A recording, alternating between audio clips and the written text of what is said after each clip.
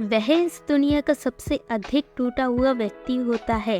पहले तो वह महीनों तक घर से निकलता नहीं है और फिर जब निकलता है तो हमेशा सर झुकाकर चलता है।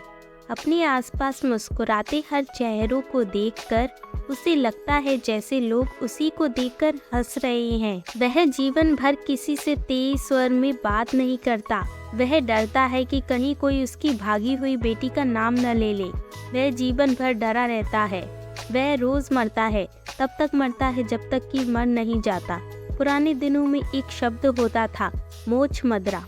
जिस पिता की बेटी घर से भाग जाती थी उसे उसी दिन हजाम के जहाँ जाकर अपनी मूछें मुड़वा लेनी पड़ती थी।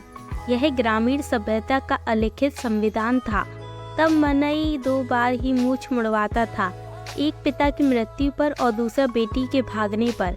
बेटी का भागना तब पिता की मृत्यु से अधिक पीड़ादायक समझा जाता था। तब और अब में बस इतना ही अंतर है कि अब पिता मूछ नहीं मुड़वाता, पर मोछ मदरा तब भी बन जाता है बिना मूछ मुड़वाए।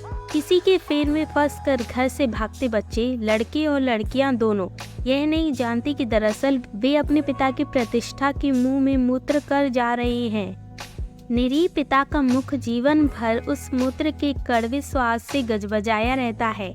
वैसे एक कड़वी सच्चाई यह भी है कि बेटी के भागने पर पिता कम दुखी होता है, बेटियों के भागने पर अधिक। सुनने में गलत लगता है ना, भेदभाव जैसा है ना यह, पर इस भेदभाव का एक बड़ा कारण है। जानते हैं भारतीय समाज अपनी बेटियों को लेकर इतना संवेदनशील क्यों रहा है? भारत का इतिहास पढ़िए। हर्षवर्धन के बाद तक अर्थात 7वीं 8वीं शताब्दी तक वसंतोत्सव मनाए जाने के प्रमाण है। वसंतोत्सव बसंत के दिनों में एक महीने का उत्सव जिसमें विवाह योग्य युवक युवतियों की अपनी इच्छा से अपना जीवन साथी चुनती थी और समाज उसे पूरी प्रतिष्ठा के साथ मान्यता देता था। कितना आश्चर्यजनक है ना कि आज उसी देश में खाप पंचायतें हैं जो प्रेम करने पर मृत्यु दंड दे देती हैं। क्यों? इस क्यों का उत्तर भी उसी इतिहास में है। भारत पर आक्रमण करने वाला पहला अरबी मोहम्मद बिन कासिम भारत से धन के साथ और क्या लूट कर ले गया जानते हैं? सिंधु नरेश दाहिर की 2 बेटियां। उसके बाद से आज तक हर आक्रमणकारी यही करता रहा है।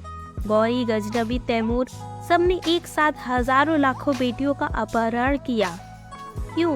प्रेम के लिए नहीं, बलात्कार करने के लिए, यौन दासी बनाने के लिए। भारत ने किसी देश की बेटियों को नहीं लूटा, पर भारत की बेटियां सबसे अधिक लूटी गई हैं। कासिम से लेकर गौरी तक, खिलजी से लेकर मुगलों तक, अंग्रेजों से लेकर रांची के उस रकीबुल हसन जिसने राष्ट्रीय निशानेबाज तारा सहदेव को लूटा तक, सबने भारत की बेटियों को लूटा। इतना लूटा कि भारत अपनी बेटियों को 7 पर्दे में छुपाने लगा। उसे अपने प्राणों से अधिक बेटियों की चिंता सताने लगी। वह अपनी बेटियों की ओर देखने वाली हर अच्छी बुरी आंख से डरने लगा और बेटियों को लोगों की दृष्टि से बचाना पिता का प्रथम और सबसे महत्वपूर्ण कर्तव्य बन गया। जो पिता अपना यह कर्तव्य नहीं निभा पाता, समाज ने उनके लिए तिरस्कार तय किया। यह तिरस्कार आज तक चल रहा है। भारत का एक सामान्य पिता अपनी बेटी के प्रेम से नहीं डरता, वह अपनी बेटी के लूटे जाने से डरता है। भागी हुई लड़कियों के समर्थन में खड़े होने वालों का गैंग अपने 1000 विमर्शों में एक बार भी इस मुद्दे पर बोलना नहीं चाहता कि भागने के साल भर बाद भी लड़की के प्रति उस हवस के भाव जिसे लड़की प्रेम समझ बैठी थी के शिथिल होने पर उसका कथित प्रेमी अपने दोस्तों से उसका बलात्कार क्यों करवाता है, उसे कोठे पर क्यों बेच देता है, या उसे अरब देशों में लड़की सप्लाई करने वालों के हाथ क्यों बेच देता है। आश्चर्यजनक लग रहा है ना, पर यह सच्चाई है मित्र कि देश की हर रेड लाइट एरिया में मर रही लड़कियां प्रेम के नाम ही फंसाई जाती हैं। उन लड़कियों पर, उस ध्रुत प्रेम पर कभी कोई चर्चा नहीं होती। उसके लिए कोई मानवाधिकारवादी, कोई स्त्रीवादी विमर्श नहीं छेड़ता। यही प्रेम का सच है, यही भागी हुई लड़कियों का सच है। प्रेम के नाम पर पट जाने वाली मासूम लड़कियां नहीं जानती कि वे अपने लिए और अपने पिता के लिए कैसा अथाह दुख खरीद रही हैं। समझता है उनका निरीह पिता।